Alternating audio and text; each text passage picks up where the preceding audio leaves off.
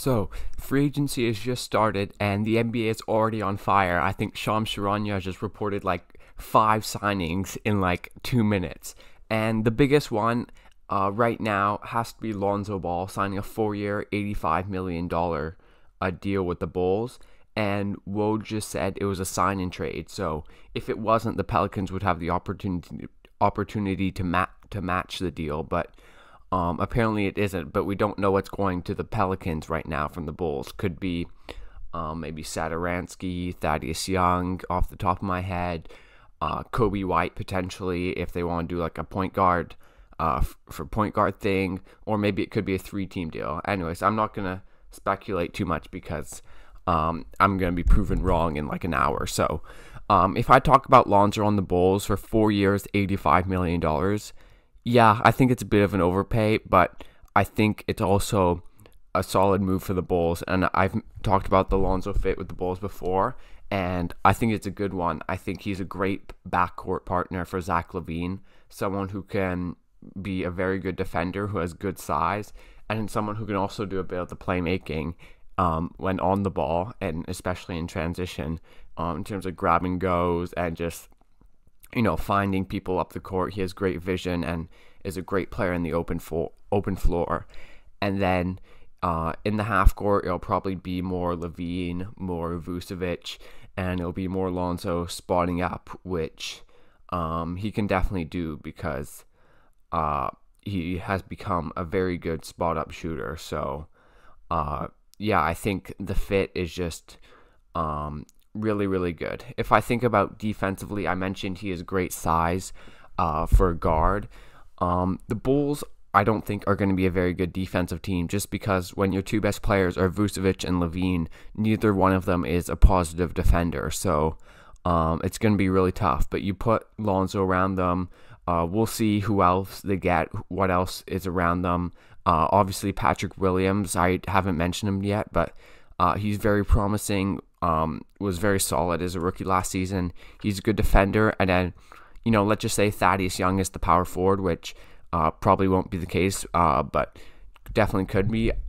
I think that team could maybe just about squeak into like the 17th best defensive team in the league because you have Lonzo and Patrick Williams and Thaddeus Young who are all positive defenders, but Vooch and LaVine aren't great. But overall, it just makes it sort of an average defensive team. And then combine that with potentially like the 11th best offense in the league, if I'm being generous, maybe 13th or something. And I think in the East, I think they're going to be in the play-in from 7 to 10.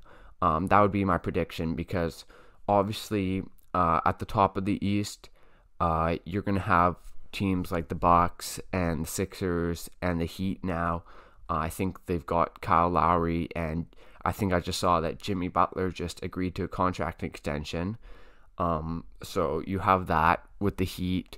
And then there's other good teams in the East, the Hawks, the Celtics, potentially the Raptors. We'll have to see. But, just overall, I think the Bulls can definitely make the playoffs and probably be in the higher end of the play-in.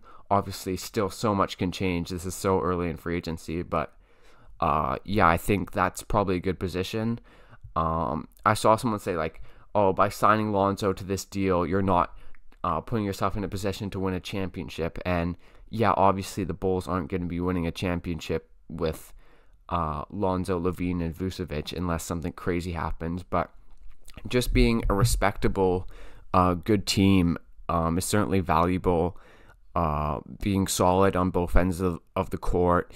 The Bulls are obviously also in a pretty big market, so maybe not now, but maybe in the future they can attract more free agents. And I think it's a step in the right direction, acquiring someone who can defend like Lonzo can. Okay, Shams just confirmed the sign and trade is Thomas Satoransky, Garrett Temple, and a second-round pick to New Orleans. So that's not much at all.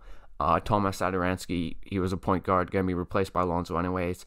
Garrett Temple, I don't have too much knowledge about him, but wasn't a massive part of the Bulls team. And in a second, that's nothing. So I think this is a very, very good move for the Bulls, being able especially for what they gave up in a sign-in trade. Getting a player who is still young. So yeah, I like this for the Bulls, even though it's probably a little bit of an overpay.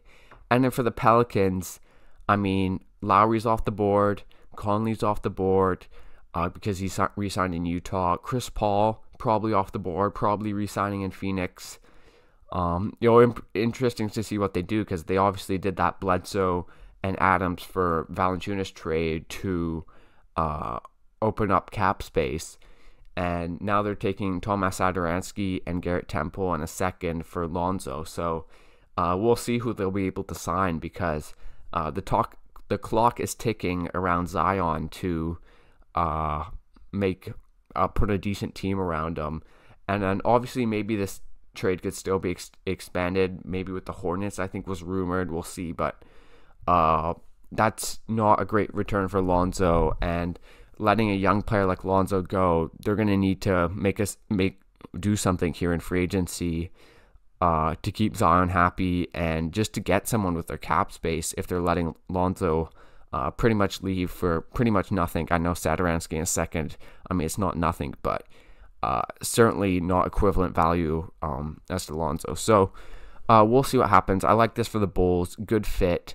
A little bit of an overpay, but he's still young. And for the Pelicans, I don't think it's a disaster right now, but if they strike out in free agency and they don't make any big signings, then I think this could go badly. But anyways, thanks for watching this video, guys. Leave a like, subscribe to this channel for more free agency content. I'm going to be uploading probably some more videos today, and I'll see you guys next time.